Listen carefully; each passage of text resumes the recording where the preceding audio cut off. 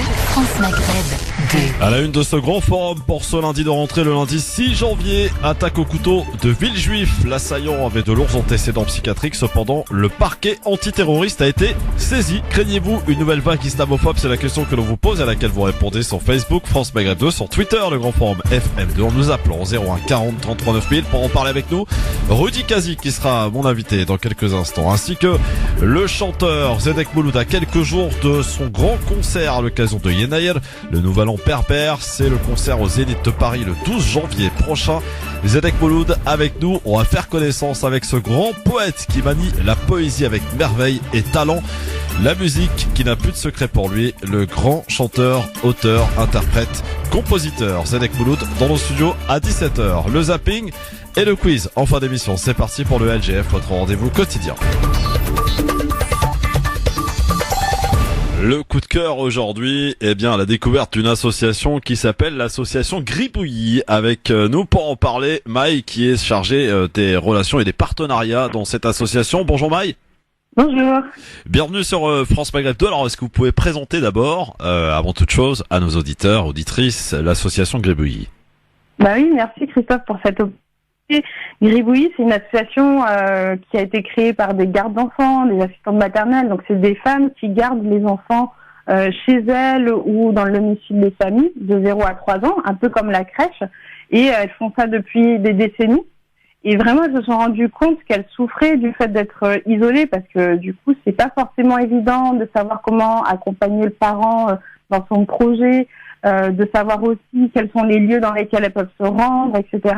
Et donc, elles avaient besoin vraiment d'avoir des ressources qu'elles partagent, des bonnes pratiques. Et elles se sont vraiment regroupées pour créer cette belle association et mettre en place un projet pédagogique pour chaque enfant. Ça, c'est vraiment important. Et montrer à quel point, finalement, elles sont un soutien à ces familles. Alors, vous avez lancé une cagnotte, si j'ai bien compris, Maï. En quoi consiste cette dernière? Effectivement, on a lancé une campagne Ulule. On a pu récolter 18 090 €. Et l'idée, c'était de se dire qu'on crée un outil comme une application, mais qui marche par SMS, pour faire en sorte que toutes les gardes d'enfants qui n'ont pas forcément de smartphone ou qui ne savent pas utiliser Internet puissent accéder à toutes les ressources. Donc, je ne sais pas où est-ce que je peux emmener l'enfant demain pour une sortie de beau temps. Est-ce que vous pouvez m'aider? Ça peut être comment est-ce que je peux me former. Et du coup, ça permet vraiment de faire en sorte que plus aucune professionnelle de petite enfance soit isolée en France demain. Alors, comment ça marche concrètement? Alors concrètement, on va aller rentrer sur une plateforme qu'on va pouvoir gérer. On va finalement leur poser des questions, savoir un peu quelle est leur situation. Elles ont combien d'années d'expérience? Est-ce qu'elles ont déjà des diplômes? Elles travaillent dans quel quartier? Et au fur et à mesure, on va pouvoir leur envoyer des campagnes de SMS pour leur annoncer qu'il y a tel événement ou telle opportunité de travail.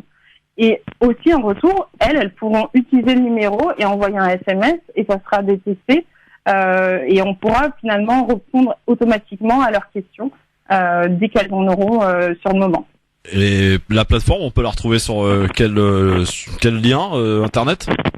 Alors, ça sera réservé aux professionnels qui se manifesteront auprès de nous. Donc, il faudra juste qu'elles puissent nous donner le minimum d'informations, donc leurs coordonnées en amont. Et à partir de ce moment-là, ça fonctionnera directement par SMS. On n'aura même plus besoin de passer par un site internet. Après, nous, on pourra effectivement mettre toutes les grandes news dans nos actualités sur notre site gribouillis.fr. gribouillis.fr. Gribouillis.fr pour avoir plus d'informations. Et cette campagne, donc, qui visait à récolter des fonds, elle est terminée ou pas encore? Elle vient de se terminer, mais on continue à prendre des dons. Donc c'est pareil, sur notre site internet gribouillis.fr, il y a un bouton don tout en haut à droite. Et vraiment, on invite tous les parents, tous ceux qui ont des nounous dans leur famille à contribuer et à faire en sorte que chaque enfant soit bien accompagné dans l'avenir. Eh bien parfait, merci beaucoup Maï en tout cas de nous avoir évoqué votre association Gribouillis et les tenants, les aboutissants bien sûr de cette dernière. On vous souhaite bonne chance pour la suite, à très bientôt. Si vous avez peut-être un dernier mot à rajouter. Je veux juste vous remercier en tout cas pour cette opportunité et puis vraiment inviter les familles et les professionnels à se mobiliser et à valoriser ce beau métier. Voilà. Merci beaucoup, à très bientôt Maï, merci. À bientôt. Au revoir. Allez, dans un instant, dans le Grand Forum, évidemment, avant de recevoir tout à l'heure le chanteur Zedek Mouloud qui va s'attaquer à une grosse salle parisienne. Alors c'est vrai qu'il a l'habitude de remplir des salles, au Canada, aux États-Unis, en France, des salles un petit peu plus petites. Là, c'est le Zénith de Paris, messieurs dames. C'est dimanche et à l'occasion de Yenayel, le nouvel an berbère. C'est le 12 janvier prochain, évidemment. Son grand concert, on fera connaissance donc avec cet artiste qui a quand même plus de 35 ans de musique derrière lui. Zedek Mouloud avec nous sur France Maghreb 2 à 17h. Mais auparavant, on va parler d'un climat islamophobe. Est-ce que vous le craignez, ce climat islamophobe, après ce qui s'est passé à Villejuif vendredi? Il y a deux autres faits également qui se sont produits, notamment à Metz ce week-end. Un homme qui a menacé des policiers, et on a arrêté hier, on l'a appris ce matin à la gare d'Austerlitz, une femme entièrement voilée, munie d'un couteau d'une quinzaine de centimètres. Donc voilà, elle a été arrêtée à gare d'Austerlitz. Donc est-ce que vous craignez ce fameux climat islamophobe qui s'est jamais trop éloigné finalement, mais avec ces faits qui se sont déroulés ces derniers jours, peut-on le craindre? 01 40 33 9000, c'est la question que l'on vous pose, à laquelle vous répondez sur Facebook France Maghreb 2, sur Twitter, le Grand Forum FM2. Pour en parler avec nous dans un instant, Monsieur Rudy Kazi, ne bougez pas, soyez les bienvenus sur France Maghreb 2. Le Grand Forum revient dans un instant sur France Maghreb 2. Le LGF, le Grand Forum, votre rendez-vous quotidien sur France Maghreb 2 jusqu'à 18h pour, évidemment, nous sommes les oreilles des auditrices et des auditeurs de cette actualité que nous passons en revue, que nous feuilletons avec vous, que nous décortiquons en votre compagnie, avec vous bien sûr, au 01 40 33 9000. Pour m'accompagner aujourd'hui, il est tout seul, il s'appelle Rudy Kazi, les forces républicaines, tranquille. Salut mon Rudy. Salut Christophe, tu vas bien? Bah oui, très très bien, mon cher ami Rudy. Bonne année et bonne santé, plein de bonnes choses. Merci beaucoup. Et plein de forces républicaines pour cette année 2020. Ouais, et puis que le Grand Forum fasse encore des étincelles pour cette année 2020. C'est prévu au programme, effectivement. Soyez les bienvenus donc pour commencer à la une de ce Grand Forum en ce lundi 6 janvier qui signe de jour de rentrée aussi pour les petits bambins qui ont repris le chemin de l'école, pour beaucoup qui sont revenus de vacances. Beaucoup sont partis en vacances pour ces fêtes de fin d'année et ils reviennent aujourd'hui. Donc bon courage à toutes et tous. Vous avez remarqué que la grève est toujours là. Voilà, les perturbations dans les transports, en tout cas en région parisienne, persistent toujours. On en est combien au 33e jour de grève? On a battu les records pour le coup, de 95, de 2006. Donc pour l'heure, toujours les difficultés, les mêmes. Et dans une semaine, peut-être la semaine cruciale, justement à propos de ces blocages qui persistent dans les transports, que ce soit à la RATP ou à la SNCF, où ils ne sont que 6,60% de grévistes. Et pourtant le bazar continue, mon cher Rudy. Donc à la une de cette émission aujourd'hui, et cette question que l'on vous pose: attaque au couteau de Villejuif. L'assaillant avait de lourds antécédents psychiatriques. Cependant, le parquet antiterroriste a été saisi. Est-ce que vous craignez une nouvelle vague islamophobe? C'est la question que l'on vous pose au 01 40 33 9000 sur Facebook. Vous êtes 81% à dire oui. France Maghreb 2 pour voter. Twitter, le Grand Forum FM2, mon cher Rudy. Est-ce qu'on peut craindre avec cette affaire? Mais il y en a eu d'autres. Ce week-end à Metz notamment, un individu, toujours les mêmes, qui crient apparemment Allahu Akbar, a tenté d'agresser des policiers. Et puis on l'a appris ce matin aussi à gare d'Austerlitz, une femme entièrement voilée, portant des gants, qui a été arrêtée avec en sa possession un couteau sur elle, mon cher Rudy. Ouais. Alors, qu'est-ce que t'en penses? Bah, ce que j'en pense, c'est que c'est de plus en plus récurrent, ce genre d'attaque, voilà, via une arme blanche, mais de profils qui sont toujours en fait vus et décelés comme étant instables en fait sur le plan psychologique. Et je vais répondre à ta question par rapport donc au climat d'islamophobie, et puis après je reviendrai un peu aussi sur le questionnement que j'ai par rapport à ces profils-là. Donc oui, alors le climat d'islamophobie, je dirais qu'il en faut, de toute façon, il en faut peu pour qu'il existe, et qu'il soit là, en fait, ce climat. Il est toujours quelque part un peu là. Oui, voilà, parce que moi je pense que c'est un climat en fait qui déjà existe, qui existe déjà de fait parce qu'il est déclenché par des vagues, qu'il a été déclenché par des vagues d'attentats, et en même temps qui existe de façon, je dirais, plus sous-jacente par rapport par rapport à la vision en fait que peuvent avoir certaines personnes, certains Français vis-à-vis donc d'une population de la population musulmane, pour ne pas la citer. Ouais. Et aussi une population musulmane à laquelle aussi on adosse le phénotype type maghrébin, parce qu'effectivement il est plus facile de penser que le musulman est forcément maghrébin, avec toute l'altérité que cela consiste à. Alors pour avoir. Villejuif, il ne l'était pas, c'était pas un maghrébin. Pour Villejuif, oui, c'était un jeune homme converti de 22 ans qui s'appelait Nathan, de son prénom, son nom est suivi en psychiatrie depuis l'âge de 5 ans. A priori, il avait même été diagnostiqué schizophrène. C'est ça. Et il le savait. Et il a connu très peu de voies de fait, mais quand même, il me semble, pour une manifestation, pour des intermittents du spectacle. Alors je sais pas s'il exerçait une activité dans ce domaine-là, mais ça peut être aussi évocateur de sa schizophrénie.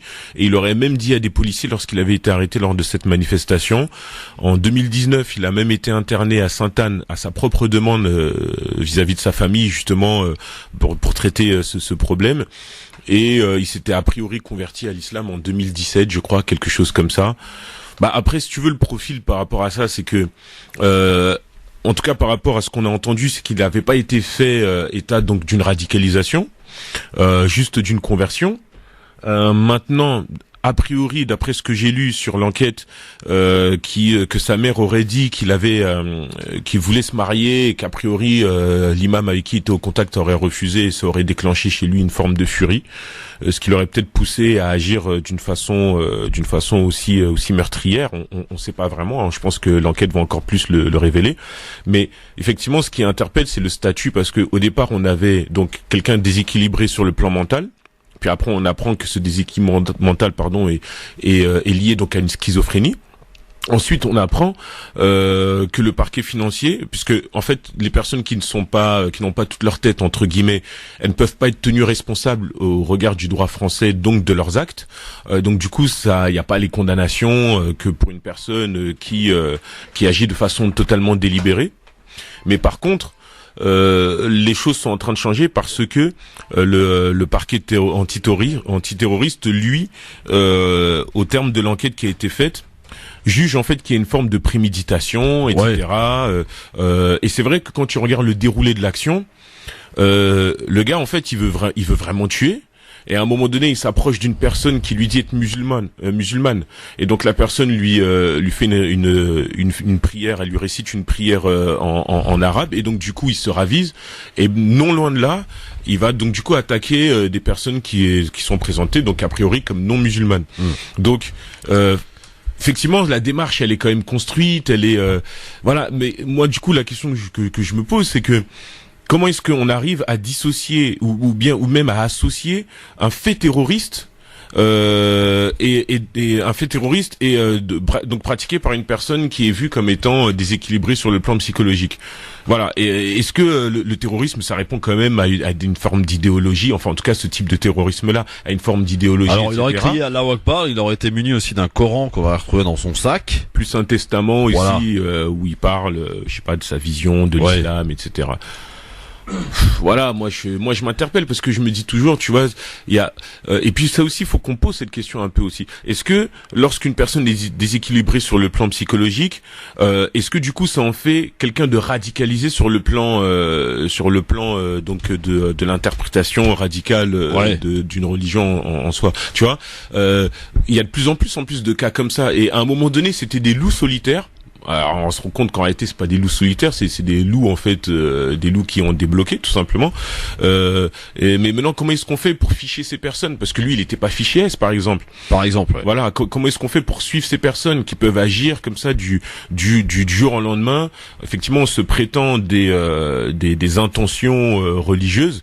même si c'est des personnes qui à un moment donné se sont converties dans leur vie, mais à un moment donné elles débloquent. Comment est-ce qu'on fait pour suivre ces personnes-là? Voilà. Contrairement à celui de Metz qui a été donc arrêté, neutralisé pour avoir agressé des policiers ce week-end, il a été il était fiché S. Ouais. Alors on va accueillir Karim qui est avec nous 01 40 33 9000 suite à ce qui s'est passé en particulier à Villejuif ce vendredi. Le parquet antiterroriste donc a été saisi pour cette affaire, pour ce qui s'est passé dans ce parc de Villejuif où des personnes ont été agressées au couteau, dont une en est morte. Hein. Il y a une personne donc décédée. Karim, bonjour. Bonjour Christophe, bonne année à toi, à ton invité, à tous les auditeurs et auditrices. Bonne année, cher Karim, on vous écoute. Donc moi je voudrais dire 3 choses vite fait. Premièrement, ça révèle, alors c'est sur le plan général, j'ai entendu ce matin quelqu'un sur une radio qui disait que il y a quasiment dans les hôpitaux qui s'occupent de la psychiatrie, on a supprimé tellement de lits qu'il y a des tas de gens qui devraient être à l'hôpital, mais comme il n'y a pas de lit, eh ben, si tu veux, il y a des gens qui normalement ne devraient pas être dehors, et puis on les met dehors en se disant pourvu que le traitement devrait que, alors que normalement c'est des gens dans un pays normal qui, avec un budget normal pour la santé, ne devraient pas être dehors. Tout à fait. Et on en avait parlé d'ailleurs dans une émission spéciale qu'on avait consacrée à la psychiatrie. On le souligne jamais assez. Qu'il y a au moins, d'après ce médecin, entre 20 et 25% des gens qui devraient être internés qui ne le sont pas, faute de lit. Ouais, il n'y a plus de place. Bon, et ça, par contre, jamais on ne dira ça sur BFM. Ça, deuxièmement, moi, ce que j'ai remarqué, alors moi, le côté terroriste, je veux bien y croire, hein, parce qu'à partir du moment où, je vais dire, tu dis à quelqu'un, récite une prière, il veut pas, il y avait l'autre qui la connaît pas, tu le poignardes. Pour moi, il n'y a plus de doute. Hein. Même s'il a folie, de toute façon, un terroriste, c'est forcément un fou, parce que comment on peut tuer quelqu'un qui n'a pas la même idée que toi, c'est vraiment... C'est-à-dire que le côté, ça m'étonne pas, mais moi, ce qui me choque, c'est que quand c'est de l'autre côté, jamais, l'idée même de saisir le parquet antiterroriste n'est évoquée. Par exemple, dans l'attentat de Bayonne. Le Darpon, ouais. Je te prends un exemple. Le mec, il est fou, pas à la ligne. Voilà. Il n'y a même pas posé la question de savoir s'il faut... par exemple, du côté, je crois que c'était du côté... c'est où? C'est à Angers ou je sais plus où, qu'une femme devant ses enfants, elle a été poignardée, elle a failli passer... tu te souviens, Christophe, t'en avais parlé? Orléans, je crois. Orléans? Ouais. Bon, est-ce que le parquet antiterroriste a été saisi? Non. Est-ce que ça a été ne serait-ce qu'évoqué? Non. Et là, en plus, c'est quasiment il y a une agression qui s'est passée à Colombes, où on lui a enlevé son voile et on l'a défiguré avec un cutter. Alors c'est toujours dans le même sens, le parquet antiterroriste. Moi, je reprends l'affaire Harpon, ils en ont parlé largement, là, sur France Inter, parce qu'ils ont cité les conclusions de la police judiciaire. Ouais. D'accord. Ouais. Vous les avez lus. C'est pas un attentat. Ouais. Elle a conclu ça, la police judiciaire. On peut pas quand même l'accuser de partialité. Mais il n'y a aucun média qui reprend pour dire, écoutez, d'abord nous présentons nos excuses à la communauté musulmane. On s'est trompé, c'est pas un attentat. Et maintenant, qui va réintégrer les 40 ou 50 policiers qui ont été licenciés et dont la vie a été foutue en l'air?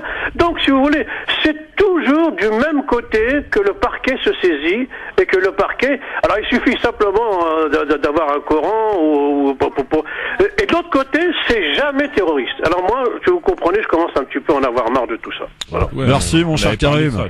Allez, à bientôt. À bientôt, 01 40 33 9000. Vos craintes, votre analyse sur ce qui s'est passé, sur ce qui se passe, sur ce climat aussi qui persiste. 01 40 33 9000. Parmi les commentaires assez marrants sur Facebook, il y a celui-ci, quand j'ai vu qu'il disait à la télé qu'il avait un Coran dans son sac, j'ai tout de suite changé de scène, je suis allé sur Gulli, c'était beaucoup plus marrant. 01 40 33 9000 pour nous donner votre avis bien sûr sur le sujet, sur cette question que l'on vous pose suite à ce qui s'est passé donc à Villejuif ce vendredi, cette attaque au couteau survenue dans le parc de Villejuif par cet individu de 22 ans, Nathan. effectivement, qui a été neutralisé, donc tué par la police, Rudy. Ouais. C'est pareil, on ne sait pas aussi à maîtriser les individus sans leur tirer dessus. Ouais, c'est ça. Dans l'époque dans laquelle on est, et ça, du coup, moi, je vais pas forcément jeter la pierre sur les policiers. Enfin, on est quand même dans une période où les actes terroristes sont assez nombreux et la consigne aussi qu'ils ont, je pense, c'est de tirer à vue. Oui, mais c'est quand même des professionnels quand même, sont capables de neutraliser quelqu'un, l'individu, pour pouvoir le tuer quand même. En fait, si tu veux, je pense que de ce point de vue-là, quel que soit le point de vue, on sera d'accord. Si je me place du point de vue des policiers, ils ont une menace, une personne qui a déjà poignardé plusieurs personnes, et en plus vu prétendument comme étant terroriste, tout de suite ça dégaine, ça tire, quoi, tu vois. Ouais. Mais de l'autre côté, effectivement, on peut se dire c'est un jeune de 22 ans, etc. Mais bon, voilà, je veux dire, il a pas choisi le bon moment non plus aussi c'est-à-dire il va plus être vu comme un jeune homme, quoi. Et maintenant, après, si je me place d'un point de vue plus social, ça fait quand même de la peine pour ce jeune homme. Je parle par rapport à sa maladie mentale. Enfin, voilà, je me mets à la place de ses parents. Voilà, tu mets au monde un enfant, tu espères le meilleur pour lui. Il est diagnostiqué, déficient mentalement, notamment schizophrène. Et puis après, sa vie se finit comme ça. Je veux dire, au départ, quand tu fais un enfant, tu penses pas du tout à ce type de vie. Donc, en même temps, il y a l'aspect du terrorisme, etc. Mais il y a aussi la question qui se pose aussi, c'est cette question d'un avenir qui échappe à la vie, au contrôle d'un enfant. Et ça aussi, c'est des questions aussi qu'il faut poser aussi dans la société actuelle. Comment ça se fait qu'un jeune homme comme ça, de 20 ans, ne puisse pas être mieux suivi dans sa maladie de schizophrénie? Il y a des gens qui, malgré qui soient schizophrènes, ont quand même une vie sociale. Il y a eu d'illustres scientifiques, d'illustres savants qui étaient schizophrènes et qui avaient quand même la chance d'avoir une vie sociale. C'est quand même dur d'imaginer une jeunesse comme ça qui perd qui perd tout espoir dans la vie, quoi. On va accueillir Mehdi qui nous appelle de Versailles. Bonjour Mehdi. Oui, bonjour. Bonjour Mehdi, meilleur vœu. Qu'est-ce qu'il fait dans la vie, Mehdi? Qu'est-ce qu'il fait dans la vie? Mehdi, les taxis dans la vie. Taxi, on salue tous nos amis taxis parisiens, évidemment. Avec cette grève là, vous êtes pas mécontents, vous, avec cette grève? Oui et non. On a un peu plus de boulot, mais on a beaucoup plus de bouchons, donc forcément. L'un dans l'autre. C'est pas beaucoup plus, en fait. Bon, alors mon cher Mehdi, vous qui croisez beaucoup de monde dans vos taxis, vous prenez plein de monde. Énormément de monde, je fais énormément de paris aussi. Ouais. Il y a énormément de fous dans Paris, des mecs qui crient, qui marchent, qui font peur aux gens, aux enfants. Quand vous êtes, par exemple, vous allez chercher vos enfants à l'école et que vous voyez des mecs, des fois ils font jusqu'à 2 mètres, ils parlent tout seuls, ils ont des grosses voix. Il y en a plein des fous. Mais en fait, moi j'ai l'impression qu'en fait, on stigmatise trop le musulman en ce moment. On fait du muslim bashing. Et j'ai envie de vous dire, tout à l'heure, l'intervenant, il disait, quand ils arrivent sur une scène de crime ou sur, sur un problème, comment déjà ils peuvent savoir que le mec il est terroriste? Pourquoi lui tirer dessus forcément tout de suite? Parce que regardez, à 2 mêmes situations, on a 2 résultats différents. Là, Ahmed, ils ont réussi à le contrôler et à lui mettre une balle dans la jambe. Donc le mec, forcément, il est tombé par terre. Mais l'autre, ils sont arrivés, ils lui ont tiré dessus, ils l'ont tué. Et je veux dire, on a des policiers, même s'ils font pas 36 000 heures de tir par jour, il y a quand même des mecs, des OPJ qui viennent, des mecs de la BAC. Ouais, c'est les professionnels, Voilà. Après, c'est un peu délicat parce qu'on sait pas comment est-ce que lui, il s'est comporté vis-à-vis des policiers. Est-ce qu'il s'est montré menaçant? Est-ce qu'il a voulu aussi leur sauter dessus et tout? Excusez-moi, juste je vous coupe. Moi, je vous pose juste une question. Vous êtes policier. Le mec, il arrive, il a un couteau. Je sais pas moi, il est à 3-4 mètres de vous. Il est menaçant. Il vous dit, je vais vous tuer. Il n'y a pas de problème. Vous avez, ne serait-ce que les gomme-cognes, vous tirez dessus à 2 reprises, le mec il tombe par terre. Je veux dire, toutes les armes qu'ils ont de substitution, c'est fait pour contrôler les gens. On est d'accord? Moi je suis... Mais je l'ai dit là, d'ailleurs tout à l'heure, c'est un peu... est-ce qu'on aurait pu envisager qu'ils puissent neutraliser la personne d'une façon différente? En même temps, moi, je veux pas excuser les policiers non plus, mais c'est vrai que dans le climat actuel par rapport à tout ce que le terrorisme peut créer, on va dire dans l'inconscient collectif, etc. Les professionnels, on dit, t'oublies quand même, c'est important. Ce sont des professionnels, on dit. Ben justement, peut-être que eux, dans leur vision des choses, ils ont fait leur travail de professionnel. Quelqu'un qui a asséné des coups mortels à des personnes et qui après, j'ai pas le contexte. Moi, les images que j'ai vues, c'est des coups de feu. Excusez-moi, je sais pas. Moi, j'ai deux potes qui faisaient des sports de combat, j'en ai deux qui faisaient des OPJ. Mais quand on les entraîne et quand on leur fait leur formation, on leur dit pas de tuer les gens au premier problème venu. On est d'accord. Moi je suis d'accord, mais si ça avait été dans un autre contexte, que le contexte actuel, si ça avait été dans un autre contexte que le contexte actuel, je pense que j'aurais c'est des professionnels.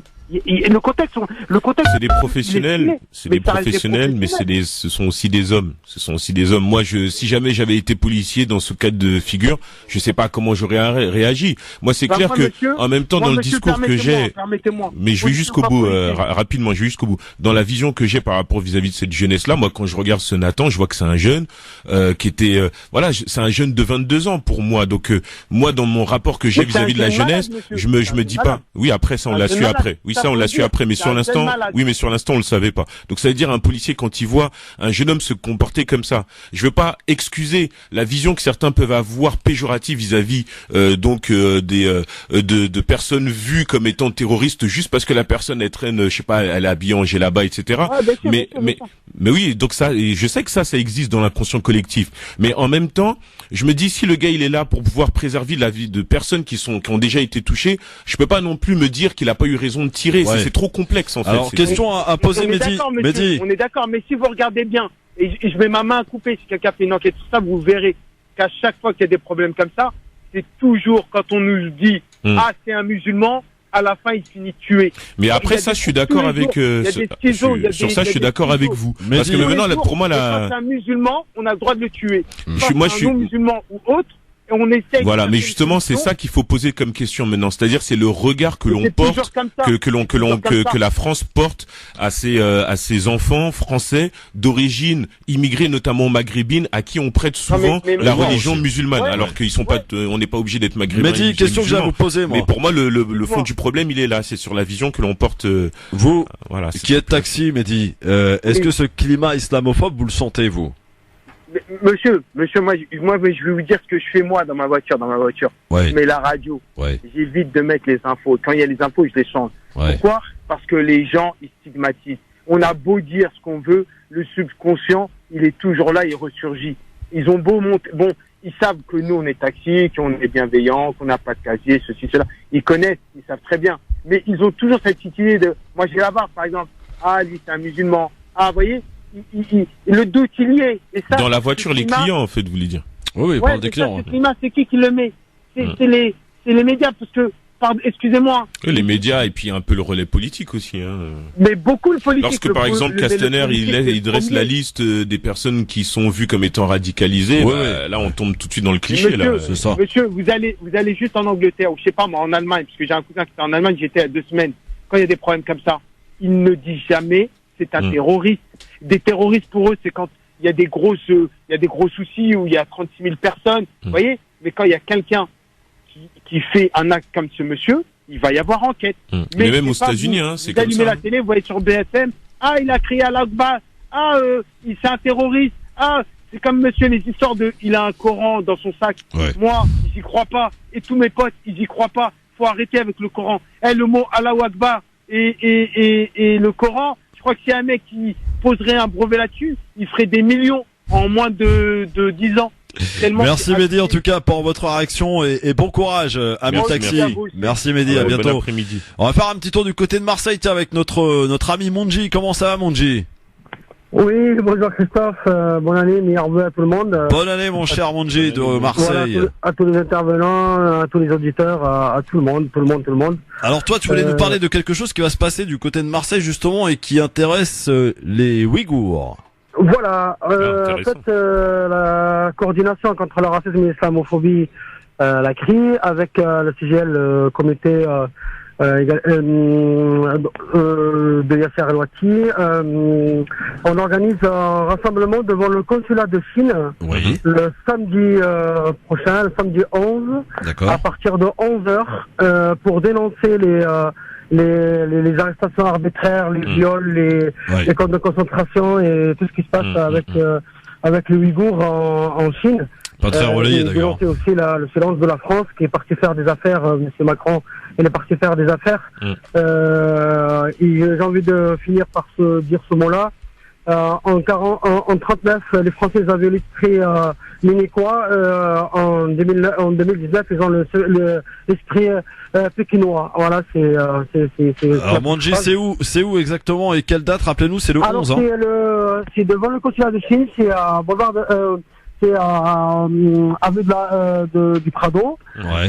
C'est pas très loin du stade Vélodrome. Voilà, c'est pour les gens qui veulent savoir. Ouais, Prado, c'est connu. Hein. Voilà, au Prado, vers le rond-point du Prado, le 11. À 11h, voilà. Soyez nombreux. C'est facile à retenir. 11 ou 2 dans la semaine pour rappeler ça. Pas de problème, Manji. Tu nous rappelles. Oui. Tu nous rappelles évidemment pour nous rappeler l'information, c'est important. Et je voulais juste une petite phrase par rapport au débat que j'ai entendu là sur la question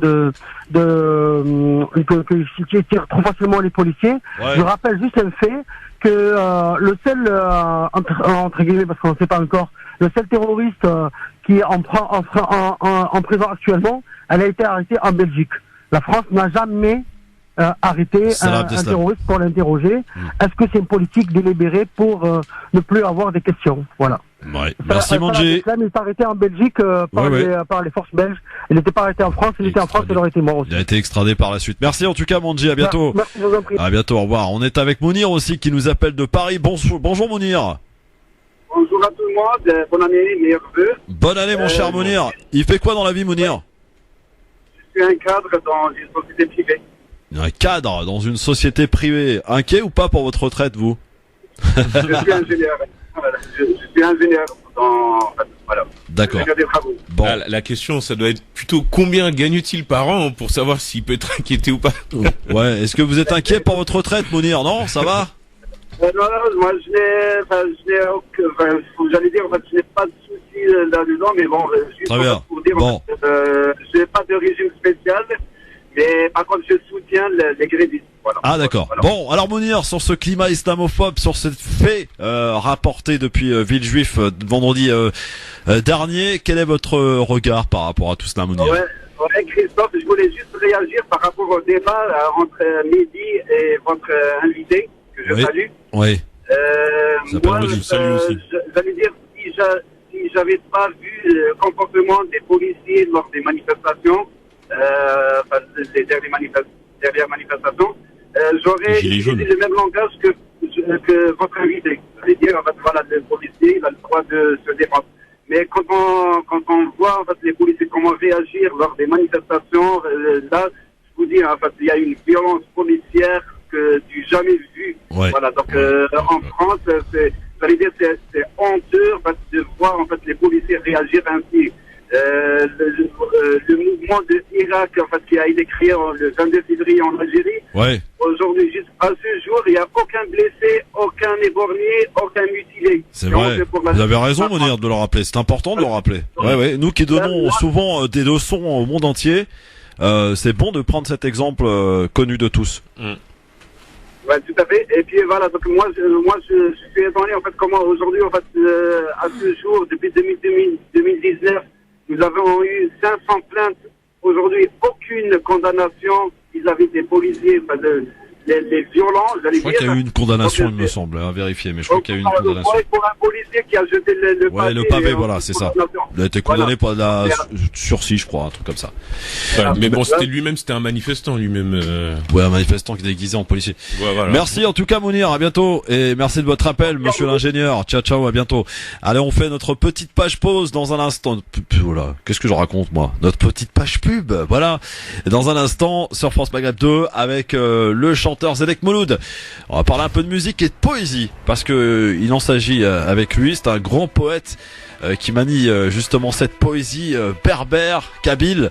Zedek Mouloud qui sera sur la scène du Zénith de Paris, quand même. Hein, c'est pas rien. À l'occasion de Yennayer, qui est le nouvel an berbère, c'est le dimanche 12 janvier.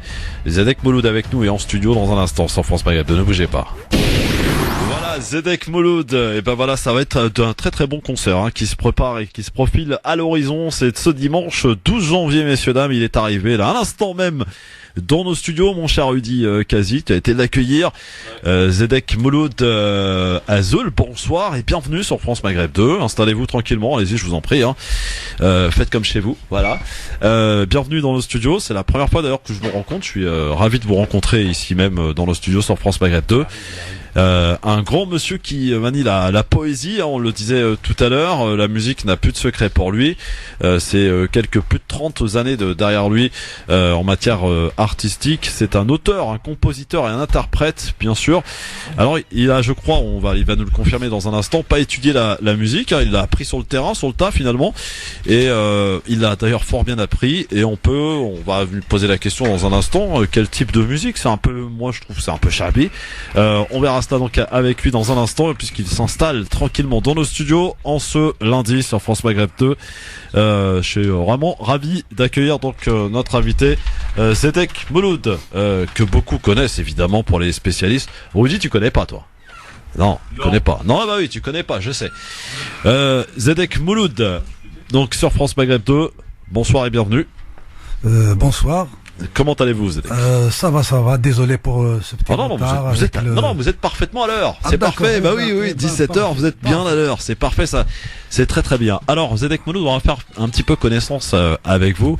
Vous êtes né dans cette belle région d'Algérie qu'est la Kabylie.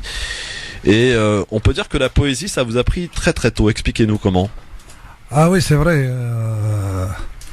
Avant tout, moi je suis plus poète que musicien. Oui, ça j'ai bien compris. Voilà, donc c'est la poésie, c'est le texte, c'est le souci de ma langue qui est opprimée, qui m'a ramené vers la chanson. Oui, voilà. Et c'est une manière de s'exprimer finalement que d'utiliser la langue, en l'occurrence le kabyle, pour vous exprimer. On peut considérer que vous êtes aujourd'hui un chanteur engagé. Comme l'était à l'époque Maratou Blonès par exemple. Oui, exactement. Je suis dans le chemin de Maratou et bien d'autres aussi. Bien d'autres aussi. D'ailleurs, cette musique berbère, comment se porte-t-elle, Zedek Mouloud? Quel regard vous lui portez aujourd'hui? Enfin, il y a des hauts, il y a des bas, il y a des choses. Je sais que vous n'avez pas trop le folklore, vous. Oui, on fait du folklore. Ce que je fais moi justement, c'est du folklore. C'est la chanson, c'est la chanson populaire de Kabylie, quoi. Ouais. Voilà, donc c'est des airs de Kabylie avec de beaux textes, voilà. Parce que nous déjà, on est de tradition orale. On est de culture orale, donc tout se fait avec la parole. Ouais. Voilà, donc ce que je fais, déjà je fais plus attention au texte, à la langue au départ, mais ces dernières années j'ai pris le soin quand même d'améliorer ma musique, de mettre ma musique au goût d'aujourd'hui. Alors, est-ce vrai, Zedek Mouloud, moi qui ne comprends pas, et Rudy, mon ami aussi, ne comprend pas le berbère, le kabyle, est-ce vrai que vous faites appel justement un petit peu à la mémoire de cette langue en allant chercher des petites phrases, des petites références justement pour les remettre sur vos musiques? C'est assez recherché vos textes, paraît-il, Zedek Mouloud. Exactement, je fais dans la recherche, c'est vrai. Dans notre langue, il y a beaucoup d'expressions, beaucoup de mots qui se perdent avec le temps. Ouais. Donc moi, justement, j'avais ce souci, donc à chaque fois que comment dire, que je trouve une expression qui était sur le point de partir, et ben je la remets au goût du jour, je l'utilise dans mon texte pour qu'elle ne parte pas, pour qu'elle disparaisse pas. Il y a un nouvel album qui vient de sortir, Zedek Mouloud. Oui, donc il y a un album qui est sorti le 23 novembre. Ouais. Ça fait donc un mois et demi. Ouais. Voilà. 19e album. Oui, c'est mon 19e album. Donc il y a 14 chansons dedans. Ouais. Voilà, donc c'est un CD, c'est un album qui m'a pris beaucoup de temps. Ouais. Parce que l'avant-dernier, je l'avais mis sur le marché en 2014. Ouais. Fin 2014, exactement décembre 2014. Donc voilà, novembre 2019, ça fait quand même 5 années. C'est vrai, 5 années pour construire et mettre en lumière donc cet album qui est sorti donc dans les bacs, que vous pouvez vous procurer évidemment pour tous les amateurs. Zedek Mouloud, la musique ça a commencé très tôt. Enfin, le premier album, je crois, il date des années 80. Hein. Donc mon premier album, je chantais déjà avant. Ouais. J'ai commencé à chanter à partir de l'âge à peu près quand j'étais au collège. Ouais. Donc j'avais 12-13 ans que je commençais déjà à toucher un petit peu à la poésie, à chercher à comprendre. Voilà, donc mais mon premier album, je l'ai enregistré en 1983. Ouais. Et ici, c'était des cassettes à l'époque. Ah oui, c'était une cassette. Ouais. Ouais. D'ailleurs. Une naissance, au moins un point commun. Ouais. D'accord, vous êtes né au... Je suis né le 14 mars 83. Voilà. Bah voilà. Vous avez l'âge de ma carrière. C'est ça. Ouais. Donc ça fait quel âge, Rudy, alors? 36, bientôt 37. Ah ouais, d'accord. C'est ton carrière. Même 38. Ah ouais. Bah, c'est très bien. Voilà. On a trouvé un chiffre qui vous rassemble, messieurs. C'est formidable. Voilà. Alors, Zedek Mouloud ici avec nous, hein, sur France Maghreb 2. Si nos amis auditrices auditeurs souhaitent poser des questions, qu'ils le fassent au 01 40 33 9000. Vous savez que quand je vous ai écouté la première fois, je sais pas si c'est un compliment, je pense que oui, je vous confonds votre voix avec Lounis Saïd Mekilet. Est-ce qu'on vous l'a déjà dit? Je sais pas. On me l'a jamais dit. On vous l'a pas dit encore. Bon, non, bah voilà, je vous le dis moi. Attention, il a Louis Fine, hein. Oui, en fait. Bah oui. Mais c'est une très très bonne référence, cela dit, hein. Exactement. On pouvait pas quand même faire mieux. Lounis, c'est un grand artiste de chez nous. On a appris beaucoup de choses chez lui. Voilà. Absolument. Lounis Saïd Mekilet qui lui aussi manie la poésie formidablement bien d'ailleurs. Et est-ce que c'est vrai? Est-ce que vous êtes un peu d'ailleurs comme lui? Est-ce que le public qui vous suit, Zedek Mouloud, il faut qu'il soit un peu berbérophone quand même? Oui. Ouais. Oui. Oui, bien sûr. Pour comprendre un peu les paroles, c'est un minimum. Oui, mais il y a la musique aussi. Oui. Quand même, la musique c'est universel. La musique c'est le langage de de tous les habitants de la planète. Voilà, il n'y a pas que le texte. Alors Zedek Mouloud, on disait 19 albums hein, depuis 83 donc, et beaucoup de concerts. Alors vous avez été aux États-Unis, au Canada. En France, on vous a vu notamment sur la scène du Cabaret Sauvage, hein, chez notre ami Méziane Azaïch, qu'on salue. Et puis là, alors là, c'est l'apothéose, hein, j'ai envie de dire, Zedek Mouloud, c'est dimanche prochain. Ouais. Vous n'avez pas choisi votre jour par hasard, puisque c'est le jour de Yenayer, nouvel an berbère, le 12 janvier prochain, le Zénith de Paris. Zedek Mouloud, est-ce que c'était le bon moment pour faire ce Zénith-là? Oui, enfin, c'est l'occasion qui se présente, c'est un rêve qui se réalise. C'est un spectacle plus de consécration. Voilà, mais ça fait longtemps que je rêvais de faire un Zénith ou même l'Olympia, même une grande salle, quoi. De me lancer un défi d'organiser, de chanter dans une grande salle ici à Paris. Sinon, avant j'ai fait comme vous avez dit, j'ai fait le Cabaret Sauvage au moins 3 fois. J'ai fait la Cigale, j'ai fait Café de la Danse. Quand même, j'ai assez traîné ici à Paris pour en arriver au Zénith. La consécration pour vous, hein, Zedek Mouloud, le Zénith. Oui, le Zénith quand même c'est une salle mythique, c'est une salle beaucoup de grands noms ont chanté au Zénith. Alors c'est vrai qu'une question que les artistes n'ont pas l'habitude qu'on leur pose, mais moi j'aime bien leur poser parce qu'ils sont importants. Vos musiciens, est-ce que vous pouvez nous les présenter? Parce que sans les musiciens, finalement il n'y a pas de musique. Hein. Donc il y aurait 16 musiciens avec moi sur scène. Ouais. D'accord. Oui, bien sûr, ouais. Oui, donc il y a mon ancienne équipe qui est tout le temps avec moi, donc ils sont 8. Ouais. Ceux qui ont déjà travaillé avec moi, et on a rajouté d'autres musiciens pour l'occasion. Ouais. Alors vous serez seul sur scène, ou vous allez avoir des invités avec vous? Oui, peut-être ça c'est des surprises. Peut-être il y aurait des petits passages comme ça des amis, qui viendront vous faire un petit clin d'œil, quoi. Des confrères, voilà. Donc, mais il y a aussi autre chose. Il y a des troupes de danse, il y a tout un tas de choses. Parce que Yenayer quand même c'est un jour de fête. Oui, un jour jour de fête, hein, bien sûr, et qui, je le rappelle d'ailleurs, férié en Algérie, hein, Naïl. Oui, il est férié, oui, ça fait la troisième année qu'il est férié, mais les deux précédentes années, c'était tombé le week-end. Oui. Donc c'était vendredi. Ah bah là, et c'est samedi. intéressant, pour eux c'est dimanche. Mais là, c'est la première fois que, peut-être dans l'histoire, que les Algériens vont passer un Inayer chômé et payé. Ça veut dire ils vont pas travailler dedans. Ouais, c'est formidable. En tout cas, vous allez pas chômer, mon cher Zedek Mouloud, hein, puisque vous serez sur la scène du Zénith de Paris. On compte sur vous. C'est à quelle heure d'ailleurs le concert? Donc c'est à 16h, 16h, très bien. Dimanche à 16h. Donc c'est familial en plus, hein. Donc vous pouvez venir avec vos enfants bien sûr, pour écouter de la belle et grande musique et surtout apprécier la poésie de Zedek Mouloud ici présent ce dimanche prochain, le 12 janvier. Jour de Yen Nayel, effectivement, comme le rappelait Zedek, c'est Mouloud plutôt, c'est la première année où finalement les Algériens vont pouvoir profiter, jouir de ce jour férié puisqu'il il tombe à dimanche. Et vous savez que le dimanche on travaille en Algérie, mon cher Rudy, hein. Oui. Bah oui, c'est pas le calendrier. Le week-end c'est vendredi, samedi en Algérie, hein, absolument. Pas le calendrier grégorien. Absolument. Ouais, voilà. Non, mais ça sera un long week-end. C'est un concert qui tombe bien aussi par rapport aux événements algériens, etc. Il y a besoin encore peut-être aussi de marquer aussi l'instant avec cet espoir aussi qui naît dans la population aussi. Oui, oui, enfin moi j'ai l'habitude de faire ça déjà. Ma chanson est une chanson engagée. Donc il y a toujours un peu de contestation, un peu de politique dedans. On peut pas, tout est politique en fin de compte. Voilà, donc dans tous mes spectacles, il y a quand même des clins d'œil. Voilà. Alors le style de musique Zedek Mouloud, moi j'ai quand même de ce que j'ai écouté, moi ça ressemble beaucoup au Chabi. Il y a beaucoup de Chabi.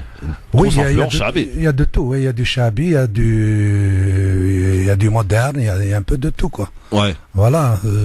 Ça dépend après de la chanson. Des fois c'est le style de la musique qui demande à être dans un registre ou d'un autre. Des fois on le fait machinalement.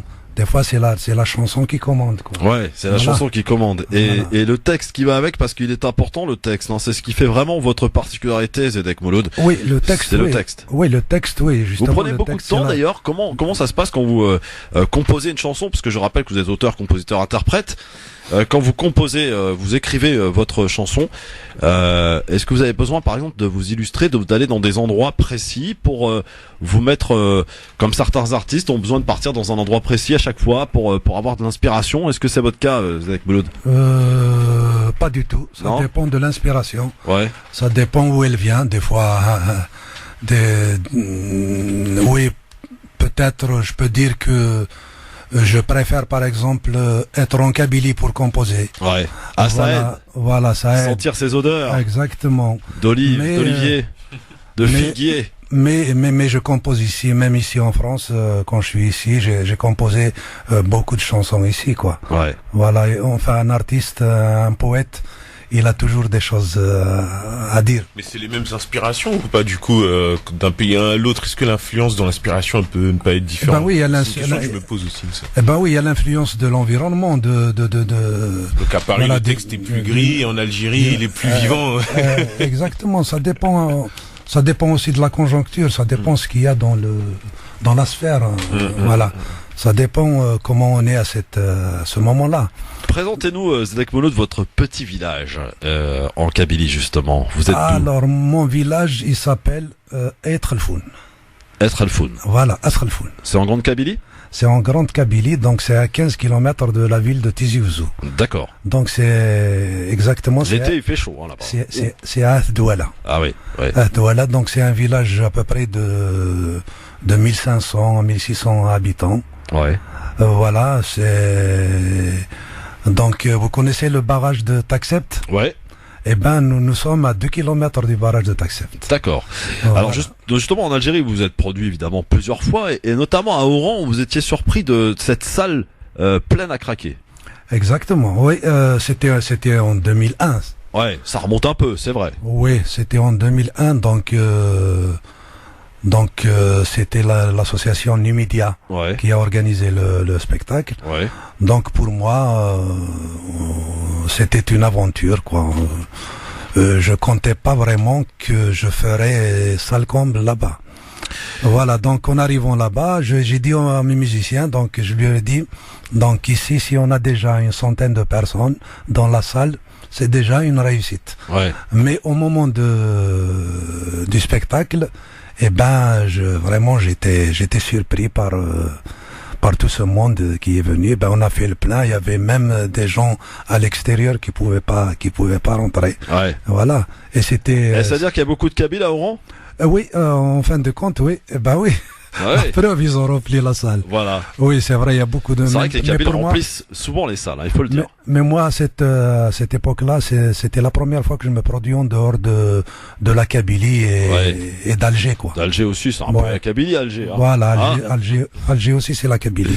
Exact. Alors, oui. Alors, parlez-nous des États-Unis, justement, puisque vous y êtes produit là-bas, et là aussi, vous avez fait Salcombe, hein. Alors, je me suis produit exactement 2 fois aux États-Unis. Ouais. Une fois à Philadelphie, et une autre fois à San Francisco. Ah oui. Des villes mythiques. Les capitales de la musique, hein. Oui, exactement, et c'était formidable aussi. Il y avait beaucoup de monde, il y avait beaucoup de gaieté, beaucoup de joie, et enfin là-bas ils font pas il y a pas de spectacle, il y a pas beaucoup de spectacles comme ici à Paris. Ouais. Voilà, donc quand il y a un spectacle, c'est tout le monde qui profite, c'est tout le monde, voilà, c'est une occasion à ne pas rater, quoi. Donc les gens ils viennent comment dire, avec leurs enfants, avec leur famille. Voilà. Et la chaleur canadienne, la chaleur humaine, hein, parce que en matière de climat, on peut pas dire qu'il fasse très chaud au Canada, quoique l'été si. Le Canada aussi, une bonne expérience. Oui, au Canada, c'est à peu près c'est le deuxième Paris, quoi. Ouais. Voilà, donc au Canada, surtout à Montréal, au Québec, il y a beaucoup de gens de notre communauté, il y a beaucoup de Kabyles là-bas. Donc là-bas, au contraire, on arrive à remplir même les grandes salles. J'ai fait 2 fois l'Olympiade de Montréal. J'ai fait aussi 3 fois peut-être une autre salle, la salle Le Château. Voilà. Et je vais me reproduire encore une fois au mois de mars. Donc le 14 mars prochain, je serai aussi à Montréal. Ouais. À Montréal pour chanter. Comment il s'appelle déjà la salle? À l'Impérial, donc le théâtre de l'Impérial ou quelque chose comme ça. Très bien. Alors justement, le Zénith de Paris que vous allez faire donc ce dimanche 12 janvier, et aussi le départ d'une tournée à l'international, Zedek Mouloud. Oui, exactement. De toute façon, on a quelques dates. On a déjà quelques dates qui sont confirmées. On attend la confirmation aussi d'autres dates. Bien sûr, après les Zénith, logiquement, ça se passe comme ça. Ouais. Voilà. Il y a des dates prévues en France, là, après le Zénith? Donc, après le Zénith, je serai ici dans la banlieue parisienne. Ouais. Donc, normalement à Champigny, Argenteuil. D'accord. Et je serai aussi normalement à Marseille. Ah, à Marseille, on nous écoute. Là-bas, voilà, Marseille, donc à Marseille, c'est tout près de chez moi. Ouais, ah oui. Oui, il suffit de traverser la Méditerranée. La Méditerranée, on y est, ouais, effectivement. À Marseille. Il y a une date pour Marseille ou pas encore? Pas encore officielle. Bon, très bien. Bon, on manquera pas de tenir informés nos auditrices, auditeurs. Zedek Mouloud est ici avec nous sur France Maghreb 2 encore pour quelques minutes. 01 40 33 9000. Venez lui poser des petites questions, le saluer, Zedek Mouloud. Et il sera sur la scène du Zénith de Paris, messieurs, dames, ce dimanche 12 janvier à partir de 16h et à l'occasion de Yenayer, et surtout l'occasion pour lui de vous présenter son nouvel album sur scène. C'est toujours un moment de consécration quand on évidemment vient présenter son nouvel opus au public qui vous suit depuis des années. C'est toujours un moment particulier pour un artiste que d'aller sur scène. C'est le moment, il paraît, d'après le retour de certains artistes, c'est le moment préféré d'un artiste, c'est d'aller pouvoir s'illustrer sur scène. C'est votre cas, Zedek Mouloud? Oui, bien sûr. Ouais. Mais il faut aussi, comment dire, ce que aime vraiment l'artiste, c'est de voir une salle pleine aussi. Ah oui, voilà. Évidemment. Bah oui. Mais ils seront là, évidemment, en nombre ce dimanche 12 janvier. Zedek Mouloud avec nous sur France Maghreb 2. On est de retour très vite, à tout de suite. Zedek Mouloud à l'instant sur France Maghreb 2 en musique et en concert donc ce dimanche au Zénith de Paris le 12 janvier prochain, jour de Yenayer à partir de 16h. Zedek Mouloud, 19 albums s'il vous plaît. Ça n'a pas commencé hier, hein, vous l'avez compris. Et sur scène donc ce dimanche à ne pas louper. Comment ça se passe les répétitions Mouloud? Ça se passe très bien. Ouais. Donc, un peu stressé quand même? Est-ce qu'on a toujours le trac un peu? On dit que l'artiste qui n'a pas le trac, c'est pas un artiste. Ouais. Donc je peux pas dire que j'ai pas le trac. Mais je gère. Il gère, ça va, ça se prépare. Ah, bah, c'est important, non, mais c'est important. Est-ce que, justement, tiens, une question toute bête, hein, je me pose. Ouais. Est-ce que quand on a à une semaine d'un événement aussi important que le Zénith de Paris, Zedek Mouloud, est-ce qu'on prend quand même, soin, justement, d'essayer de prendre des petits moments de repos, d'apaisement, de pas se mettre trop de pression? Il y a une petite semaine, on se met un petit peu un régime particulier ou pas du tout? Oh, pas du tout. Je suis encore dans les répétitions. Là, je suis dans les filages, donc c'est les 4 derniers jours de répète. Ouais. Voilà, donc il y a tous les musiciens parce qu'on a un peu organisé ça. On a travaillé avec en groupe quoi. Donc maintenant, on est dans le final, on est dans le filage. Donc il y a tous les musiciens qui sont là pour les 4 derniers jours.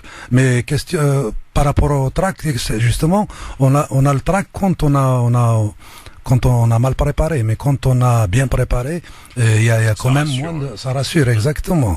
Il y a moins de trac. Et justement, c'est en train de se faire là. Hein. Vous avez quitté les répétitions pour venir nous voir et on vous en remercie d'ailleurs pour mieux les reprendre peut-être tout à l'heure parce que ça continue de préparer quand même un spectacle de ce type, c'est quand même pas rien. Zedek Mouloud et franchement pour tous les amateurs de musique kabyle, c'est à ne pas louper les amis. C'est ce dimanche donc 12 janvier et on peut dire que ce spectacle que vous allez offrir aux Parisiens, aux Parisiennes et même ceux qui viennent de loin aussi, ça va être un petit peu le spectacle qui va être proposé dans cette tournée internationale qui se profile à l'horizon après? Oui, exactement. Un peu de choses près, évidemment. Oui, enfin, il y a des petites choses qui vont changer parce que il y a des chansons qu'on a fait spécialement pour le Zénith parce que c'est le Zénith. Ouais. Voilà. Par exemple, comme la chanson d'Yenayer, parce que j'ai composé une chanson qui parle de Yenayer, de la fête de Yenayer, de la tradition, de comment les gens vivent Yenayer. Voilà, donc cette chanson, c'est avec cette chanson Yenayer qu'on va entamer le spectacle du Zénith pour marquer l'événement. Alors qu'est-ce qui se passe à Yenayer? Parce que Rudy sait pas ce qui se passe pour Yenayer. Qu'est-ce qu'on mange? Qu'est-ce qu'on fait de particulier? Merci, c'est gentil. Ouais, je t'en prie. Ah, bien sûr. Qu'est-ce qui se passe? Ouais, c'est ça, ouais. Non, ça va, tout va bien. Zedek Mouloud, qu'est-ce qui se passe? D'abord, on fait un plat particulier. Oui, exactement. Ouais. Donc, le fameux sokso. On fait le couscous, ça on peut pas ne pas. Donc le couscous il y est toujours, donc ça dépend des régions. Il y a des régions qui le font avec les 7 légumes secs. Ouais. Voilà, c'est ce qu'on dit, c'est pour fêter la bienvenue, pour dire comment dire, pour souhaiter une bonne nouvelle année quoi. Et qu'est-ce qu'on fait avec les poulets? Pareil qu'on les égorge les poulets quelques jours avant. Oui, exactement. Le poulet aussi, ouais. Ouais. Le poulet. Ouais, parce que c'est un couscous au poulet, hein. Couscous au poulet, oui, avec. Alors, est-ce que vous mettez de lentilles, vous, dedans? Ça dépend des régions, ça dépend. Ouais, il y a des régions qui le font, ouais. Nous, non. Non, d'accord. Non, nous, on le fait avec, comment on appelle ça? Les haricots, kabyles. Ouais. Voilà. Ah, les haricots kabyles. Ils sont rouges ou blancs? Ils sont bruns. Bruns? Ah ouais? Ouais. Ouais. Ah ouais, ils sont vraiment kabyles alors. Ils sont bruns avec un point noir. Ouais, et ça se dit comment en kabyle? Eh ben, ça se dit l'haricot kabyle. L'haricot kabyle, comme ça, voilà. C'est facile à reconnaître. Il est vraiment kabyle, le haricot, du coup, parce que, moi, je connais pas d'haricot brun. Je connais effectivement l'haricot blanc avec le point noir, effectivement. Exactement, ouais, c'est ça, ouais. On dit comme ça, c'est l'haricot kabyle. Voilà. Ouais. Donc d'ailleurs on le fait avec la viande sèche aussi. Ah, la viande sèche. Ah ouais. Bah oui, à Chedrou. Ouais.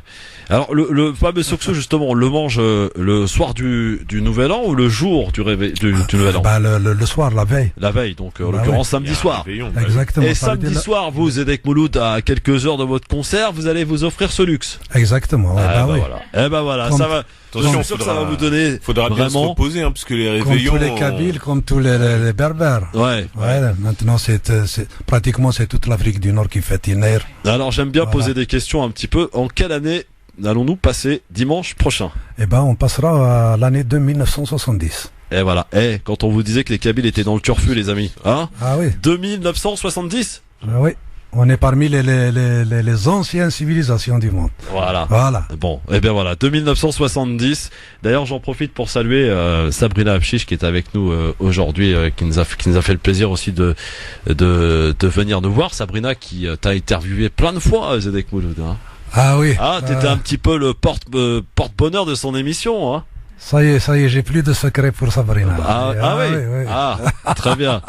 Très bien. Sabrina, elle sera parmi les premières supportrices, premières fans, donc aussi ce dimanche au Zénith de Paris. Et c'est elle qui va animer au Zénith. Ah, ça c'était la petite surprise. Oui. Très bien. Une exclue totale. Exactement, voilà. Sabrina, merci beaucoup en tout cas d'être venue nous voir. Zedek, qu'est-ce qu'on peut te souhaiter pour finir pour la suite, après évidemment ce Zénith de Paris, après ce repassage au Canada au mois de mars, par le public marseillais. Quel est ton plus grand rêve là, Zedek Mouloud, après toutes ces choses? Mon plus grand rêve, c'est de faire un très grand spectacle en Kabylie. Ouais. Voilà.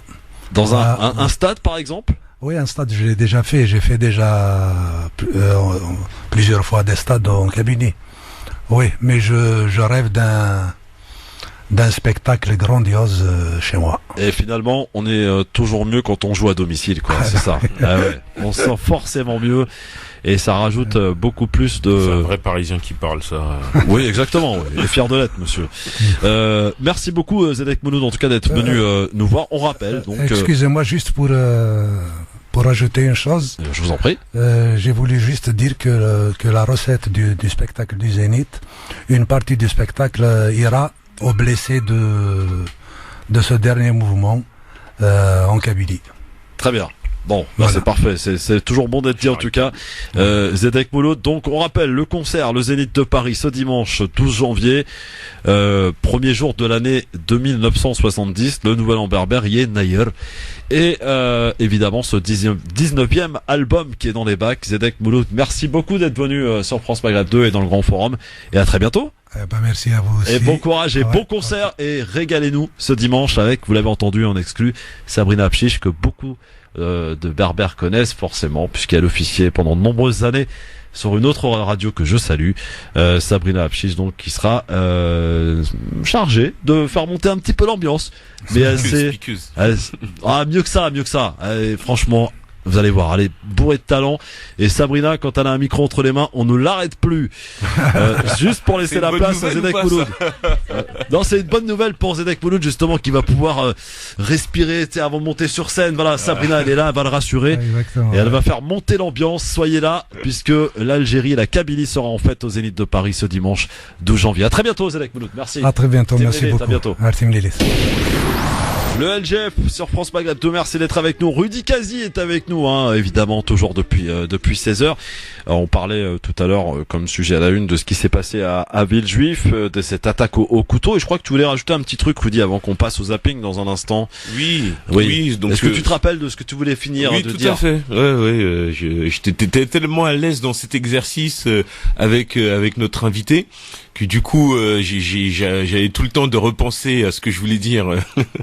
Non, simplement en fait, c'est moi ce qui m'interpelle un peu, c'est donc le changement de la qualification de l'acte, on va dire, donc de ce Nathan. L'assaillant de Villejuif. Au départ, effectivement, il était vu comme un déséquilibré. On a même diagnostiqué, on est retombé sur des diagnostics faisant état d'une schizophrénie chez lui. Et malgré tout, donc le parquet antiterroriste donc a qualifié cette action comme étant une action donc de terroriste, mais liée donc à une radicalisation, etc. Donc là où moi je m'interpelle en fait, c'est plus sur cette capacité finalement de passer d'un profil à l'autre, sachant que en France, d'après le droit français, donc on n'est pas responsable de ces actes lorsque l'on est qualifié effectivement comme défaillant sur le plan mental, etc. Donc comment est-ce que si une personne est vue comme étant schizophrène et donc diagnostiquée comme telle, comment est-ce que du coup on peut affirmer la responsabilité de son acte?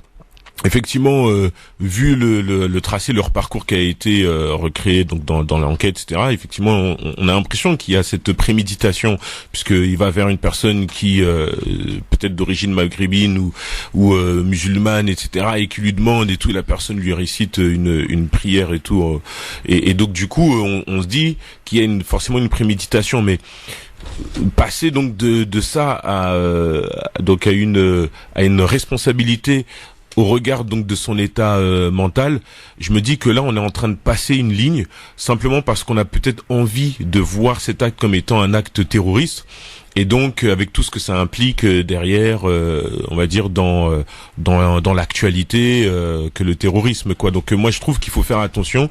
Il y a des choses, faut les laisser à leur place, et lorsqu'il y a des vrais terroristes qui attaquent, effectivement là il faut pouvoir le dire, quoi. Voilà ce que je voulais dire. Bon, allez, c'est parti, on passe au zapping, les amis. Allô, quoi. C'est comme si je te dis, t'es une fille, t'as pas de cheveux. Par exemple, dans ce collège à Creil, 3 jeunes filles musulmanes. Elle n'est pas voilée, parce qu'elle est libre. C'est ça, la République. Aujourd'hui, on a des branleuses à 12 ans qui vous donnent des leçons. Il y a des nègres américains qui étaient pour l'esclavage. Elles sont l'étendard du pouvoir religieux. Va dormir pendant au moins 24 heures. Je suis pas venue ici pour souffrir, ok? Alors dans le zapping, évidemment, cela nous laisse l'occasion aussi d'évoquer d'autres sujets dans cette émission, et vous pouvez toujours nous appeler au 01 40 33 9000 avec, pour commencer ce zapping, Rudy Kazi, amis auditrices auditeurs. On en sait davantage sur l'évasion de Carlos Ghosn du Japon avec cet envoyé spécial de nos confrères d'LCI. Eh bien, on sait que cette évasion est l'œuvre d'une entreprise de sécurité, un travail de professionnel comme on l'imaginait dès le début. Son nom est même connu maintenant, American International Security Corp.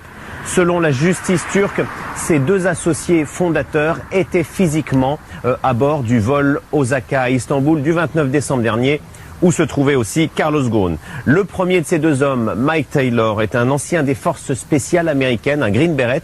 Il a longtemps travaillé en Irak et en Afghanistan. Aux États-Unis, il a fait 14 mois de prison pour obstruction à la justice et fraude.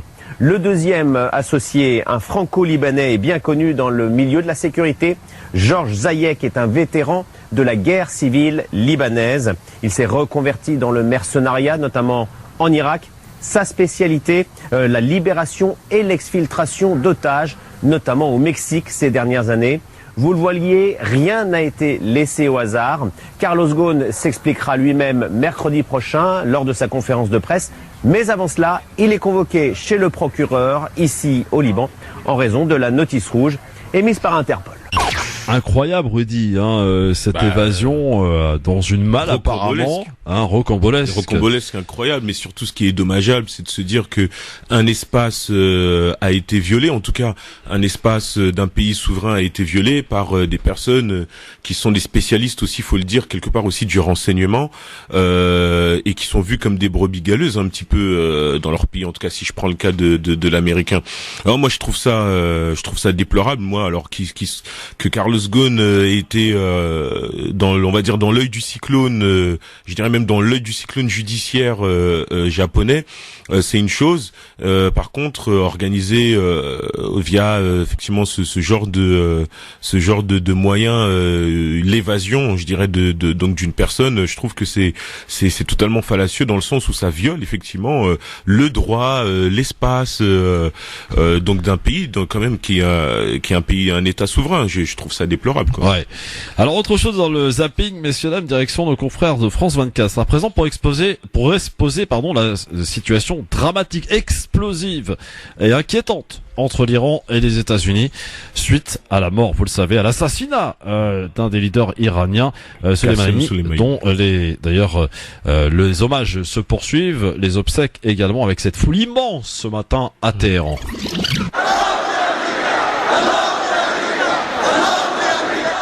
Mort aux États-Unis, lancent ces partisans du Hezbollah. Ils étaient réunis ce dimanche dans la banlieue sud de Beyrouth lors d'une cérémonie en hommage à Qassem Soleimani. Quelques jours avant sa mort vendredi, dans une frappe américaine à Bagdad, le général Soleimani avait rencontré des leaders du Hezbollah. Je dis à Trump et ses alliés, ce sera votre dernier souffle. Soleimani nous a remis le flambeau, nous le vengerons et nous continuerons son travail dans la région. Soleimani est celui qui s'est occupé, durant les 2 dernières décennies, de la politique étrangère et militaire de l'Iran au Moyen-Orient. Il avait, par exemple, personnellement chapeauté la réponse du Hezbollah à l'invasion israélienne dans le sud du Liban en 2006. C'était notre général et il le restera. Il a été très important pour nos victoires dans la région. C'est lui qui a chassé les États-Unis à Israël. Dans son discours dimanche, le chef du Hezbollah, Hassan Nasrallah, a estimé que la politique de Donald Trump en Iran et au Moyen-Orient était un échec total. Il a accusé le président américain d'avoir assassiné Soleimani pour gagner des votes lors de la prochaine présidentielle. Lorsqu'ils verront les cercueils des soldats et des généraux américains qui sont arrivés verticalement et qui rentreront horizontalement chez eux, Trump et son administration réaliseront qu'ils ont perdu la région et les élections. Alors que l'Iran promet de se venger, le Hezbollah se trouve pris entre le manque de ressources et sa loyauté envers le régime iranien. Pendant des années, l'Iran a entraîné les combattants du Hezbollah. Il a également injecté des fonds dans le sud du Liban, où se trouve une majorité de chiites. Mais l'argent se fait rare à mesure que l'économie iranienne s'enfonce. Au niveau interne, le Hezbollah doit lutter pour préserver son influence et son identité après des semaines de manifestations contre le pouvoir qui ont attiré de nombreux chiites. Depuis notre plus jeune âge, nous voyons comment Israël interfère dans la région. Ces actions sont soutenues par les Américains. Le guide suprême nous a fait une promesse. Nous nous attendons à une vengeance sévère et nous sommes prêts à lui offrir nos vies. Comme à chacun de ses discours, Hassan Nasrallah a appelé à faire face à l'interférence américaine dans la région. Il considère en outre que l'implication iranienne relève du soutien et non de l'interférence. La présence de nombreuses personnes à la cérémonie d'aujourd'hui pourrait signifier qu'une partie significative de la communauté chiite libanaise appuiera l'Iran au cas où il y aurait une escalade. Une escalade, c'est ce qu'on peut craindre évidemment à quelques jours après l'assassinat de Soleimani. Et je voulais juste vous livrer quand même ce qu'a fait Emmanuel Macron hier. Il a téléphoné à son homologue américain Trump pour lui assurer de sa solidarité. On savait que les deux hommes n'avaient pas forcément d'acquaintance, etc. Et que peut-être que la France aurait pu se faire remarquer ou se remarquer en prenant de la distance. En prenant de la distance, effectivement. Eh bien non, que nenni. Donc Emmanuel Macron a appelé son homologue Trump pour lui assurer de son soutien, de sa solidarité. Voilà. Alors quoi qu'il en soit, il a déclenché quand même une bombe, une poudrerie dans une région où déjà ça c'est palpable, quoi. C'est très tendu, très tendu. Trump est à quelques mois des présidentielles, évidemment. Faut pas l'exclure, c'est pas voilà.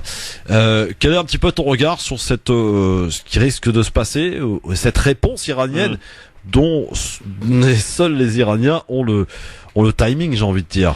Bah déjà, je pourrais dire que effectivement par rapport aux prochaines élections présidentielles aux États-Unis, Hassan Nasrallah, donc chef du Hezbollah, effectivement a émis cette affirmation comme quoi il se sert du climat politique de la région pour se faire réélire, mais dans un autre sens. Alors après, ça s'adresse pas à Hassan Nasrallah, mais dans un autre sens, donc du côté du régime islamique iranien, il y a aussi un agenda, enfin pas forcément un agenda politique, mais un climat politique qui est assez délétère pour eux, puisque la communauté chiite irakienne ne cesse que de manifester contre le régime iranien depuis des semaines, voire des mois.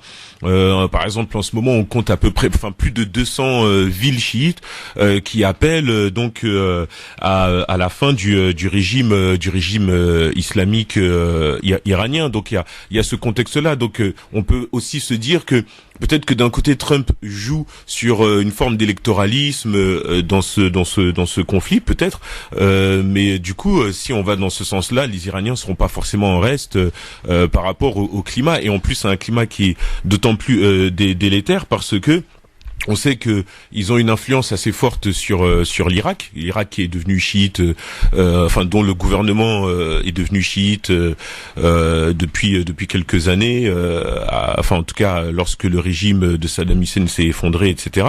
Donc eux aussi, ils ont une volonté aussi de garder de préserver leur précaré entre guillemets. Et le Parlement irakien justement hier qui a condamné la présence américaine. Ah oui, très important. C'est-à-dire que depuis hier soir, les Américains sont vus comme des occupants, des colonialistes. Oui, mais après, ce qu'il faut dire aussi, c'est que le gouvernement irakien, qui en réalité soutient donc le régime iranien. Maintenant, après, c'est clair que c'est pas forcément dit de façon très ouverte dans les médias. Mais lorsque, par exemple, il y a eu donc l'agression de l'ambassade américaine, il y avait des représentants des politiques irakiens qui étaient là. Oui, mais là, la ligne rouge a été franchie. Oui, alors après, la ligne rouge a été franchie. Maintenant, qui l'a franchie en premier? Moi, j'aurais coutume de dire que, en tout cas, dans le climat actuel, que ce soit le côté iranien a quand même aussi perpétré pas mal d'attaques sur des bases américaines. On rappelle quand même 36 roquettes qui ont été lancées sur une base américaine. Ça, il faut le rappeler, 36 roquettes dont un mort américain, et donc c'est là que l'escalade s'est de plus en plus emballée, parce qu'après derrière les Américains ont répondu avec une frappe sur 5 bases, donc mais d'une milice en Irak, mais une milice pro-iranienne. Après quoi, effectivement, il y a eu l'attaque de l'ambassade contre les États-Unis, qui était donc une réponse à cette attaque sur les bases donc de la milice pro-iranienne, pardon. Et puis in fine, là par contre, effectivement, là où je trouve que Trump est allé trop loin, c'est lorsqu'il a décidé donc d'abattre le numéro 2, donc Qassem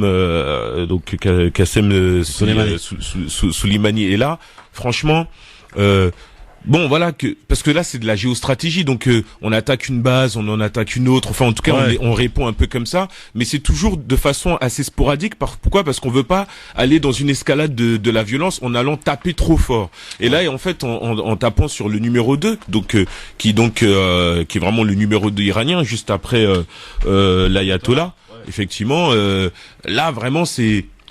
Voilà, comment ne pas le voir comme une déclaration de guerre.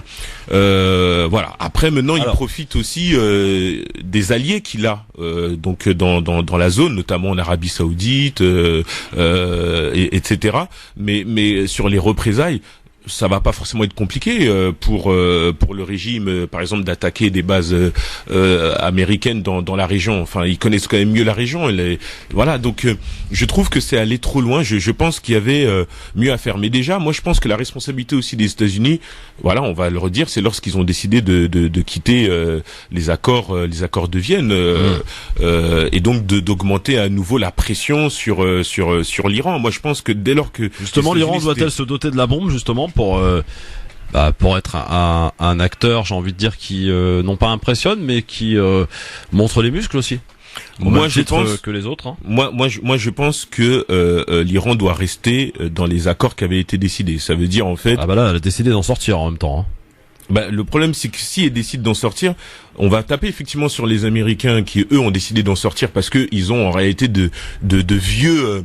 On va dire, ils ont de vieux problèmes avec l'Iran, que ce soit depuis la chute du Shah, et puis surtout l'escalade dès le 1979 quand la prise d'otage à l'ambassade des États-Unis. Ils ont de vieux contentieux avec l'Iran, c'est une vérité, mais c'est pas parce que les États-Unis se sont retirés que du coup il faut aussi jouer le même rôle que les Américains, sachant que la suspicion et la défiance, elle est plus du côté de l'Iran que des États-Unis, quoi. Donc je trouve que ce n'est pas forcément le bon regard. Et de toute façon, même si l'Iran a des soutiens tels que la Russie et la Chine ne sont pas forcément prêts aussi à soutenir l'Iran s'ils veulent aller vers la solution nucléaire, quoi. Alors on en parlera évidemment demain avec un spécialiste du Moyen-Orient à l'IRIS, que vous connaissez tous bien sûr, Didier Bellion, qui sera mon invité demain dans le grand forum sur France Maghreb 2. Il en sera question dans cette émission, bien sûr. Tu peux revenir si tu veux, sois le bienvenu. Alors on n'aura pas le temps non plus d'écouter Yves Verrier qui lançait un appel à suspendre cette réforme des retraites. Je voulais aussi vous faire écouter un extrait d'un débat extrêmement agité entre comment il s'appelle, Benjamin Hamar qui a pris à partie un député de la République En Marche. Mais on pourra le réécouter demain dans le morning, par exemple, entre 6h et 9h. Rudy Kazi, merci et bonne soirée. Merci à toi, Christophe. J'espère que tu as passé un bon moment. Très bon moment. Bon retour, bon courage pour vous qui rentrez à la maison, vous qui empruntez les transports en commun, qui marchent au compte-gouttes. On est toujours encore en grève. 33e jour de grève, rendez-vous compte, les records battus. On sera là demain, quoi qu'il en soit, à 16h sur France Maghreb 2 pour encore et une fois une nouvelle émission qui ne ressemble jamais à celle de la veille. Demain, spécificité du Grand Forum. Évidemment, on parle de tous les sujets. Tiens, je vous profite pour vous dire que jeudi, on aura un invité. C'est le gagnant de Top Chef Arabe. Et qui est d'ailleurs, et ça ne se refuse rien quand même, le meilleur apprenti de France. Donc voilà, en matière de cuisine et de pâtisserie. Top Chef Arabe dans les rendez-vous d'Anna, ça sera jeudi. Qui viennent avec des pâtisseries. Hein. Ah ouais, c'est vrai que j'ai oublié de demander, tu vois.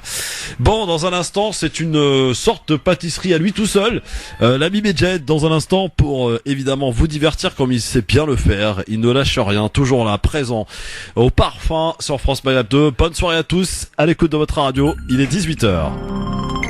L'heure de retrouver la rédaction pour un nouveau point de l'actualité pour le journal. Bonsoir. Bonsoir à tous. La galette des rois avait un goût amer pour le premier Conseil des ministres de l'année 2020. Le gouvernement doit faire face à la mobilisation contre la réforme des retraites. Emmanuel Macron veut un compromis et vite, même s'il refuse de changer de cap. Et les syndicats, eux aussi, campent sur leur position. Ils sont reçus demain au ministère du Travail pour discuter notamment de cet âge pivot qui coince. Et ça n'est pas la question, rétorque la CGT sur notre antenne. C'est toute la réforme qui doit être revue. Et puis l'Australie en proie aux flammes, 8 millions d'hectares ont brûlé. Et le pire resterait à venir, nous ferons le point. Pas de changement de cap pour Emmanuel Macron. Le président de la République s'est montré ferme lors du Conseil des ministres de la rentrée 2020. Le projet de réforme des retraites sera présenté à l'Assemblée avant les élections municipales, comme l'a confirmé tout à l'heure la porte-parole du gouvernement, Sibeth Ndiaye. Il a réitéré ce qui était des engagements importants pour cette réforme, à la fois une exigence d'universalité que nous portons et qui emporte avec elle la fin des régimes spéciaux, mais également le besoin qu'il y ait la prise en compte de tâches difficiles et de tâches risquées. C'est le sujet de la pénibilité, de la dangerosité, celui également des carrières longues qui est par là évoqué, et faire en sorte que ces différentes tâches risquées, dangereuses, difficiles puissent être prises en compte dans le calcul des droits à la retraite pour le temps qu'on les exerce. Et le gouvernement prend note des propositions faites par Laurent Berger, a-t-elle ajouté. Le patron de la CFDT a proposé de scinder en deux la réforme des retraites et de reporter la question du financement et de l'âge pivot à plus tard. Un nouveau round de négociations demain justement, alors que le deuxième mois de mobilisation contre la réforme des retraites a débuté. Les partenaires sociaux seront reçus à 9h30 demain au ministère du Travail par Agnès Buzyn et Muriel Pénicaud. Pour la CGT, il n'y a pas d'autre issue possible que le retrait pur et simple de cette réforme, comme nous l'explique Cédric Cobert. Il est secrétaire général de la CGT de Haute-Garonne. Il n'y a aucun compromis possible dans le projet de loi tel qu'il est aujourd'hui, puisque la retraite à points, c'est une catastrophe pour les salariés, tant du public que du privé. La retraite à points, ça veut dire baisser drastiquement le niveau des retraites, faire augmenter la pauvreté chez les retraités. Donc ça, c'est une première chose dont on ne veut pas. La retraite à points, c'est partir plus tard, avec une retraite diminuée. Donc la question de l'âge pivot, ça ne nous concerne pas. C'est à la marge du projet de loi. Ce qui est nécessaire aujourd'hui, c'est de retirer le projet de loi et d'entamer une négociation sur la base de l'amélioration du système actuel et de la revalorisation des pensions. Des propos recueillis au téléphone de Boris Karlamov. Et la mobilisation se poursuit sur les rails. L'UNSA annonce ce soir mettre fin à la trêve de Noël. L'UNSA, syndicat majoritaire à la RATP notamment. Et à la SNCF, la mobilisation coûte cher, 20 millions d'euros par jour de manque à gagner, 600 millions d'euros au total depuis le 5 décembre selon le patron du groupe ferroviaire. Cette grève perturbe lourdement la vie des Français, affecte l'économie de notre pays et abîme notre entreprise, déplore-t-il dans cette vidéo diffusée en interne. Dans le reste de l'actualité, l'UNESCO rappelle que Washington a signé une convention protégeant les sites culturels. Une mise en garde alors que le président Trump a menacé de s'en prendre à des monuments iraniens dans un contexte diplomatique particulièrement tendu. Téhéran a juré de mener des représailles militaires contre les États-Unis 2 jours après un raid militaire américain en Irak qui a coûté la vie au très populaire général Soleimani. 24 morts, 500 millions d'animaux tués, 8 millions d'hectares dévastés, soit l'équivalent de l'île d'Irlande. Voilà le bilan des dramatiques incendies qui ravagent depuis le mois de septembre l'Australie. Des feux qui ont transformé d'immenses étendues boisées en véritables champs de cendres. Et Charlotte Delarchant, selon les autorités, le pire reste à venir. Oui, raison pour laquelle le gouvernement australien met les bouchées doubles pour éteindre ces feux. 3000 réservistes de l'armée ont été réquisitionnés pour épauler les pompiers dans la lutte contre les feux, mais aussi pour évacuer les populations et distribuer aide alimentaire et carburant aux zones sinistrées. Des renforts arrivent d'Europe, des États-Unis et du Canada, car après une légère accalmie, les températures vont repartir à la hausse dans les jours à venir. Actuellement, 200 incendies sont en cours de part et d'autre de l'île. Près de 130 en Nouvelle-Galles du Sud, mais le problème est plus profond selon les associations qui dénoncent la politique de déforestation massive menée par le Premier ministre Scott Morrison et du tout charbon qui aggrave le réchauffement climatique. Harvey Weinstein, lui, est au tribunal de New York. Ce producteur de cinéma est accusé de multiples agressions sexuelles et viols par près d'une centaine de femmes, dont des célébrités d'Hollywood. Un mois après Bernard Pivot, au tour de Virginie Despentes de démissionner. La romancière quitte à son tour le jury de l'Académie Goncourt, 4 ans après l'avoir intégré. L'auteur de Vernon Subutex met en avant un manque de temps pour écrire ses propres œuvres. Et voilà pour l'actualité. Très bonne soirée à tous. France Maghreb 2, France Maghreb 2. France Maghreb 2, service, info, musique, divertissement. France Maghreb 2. France Maghreb.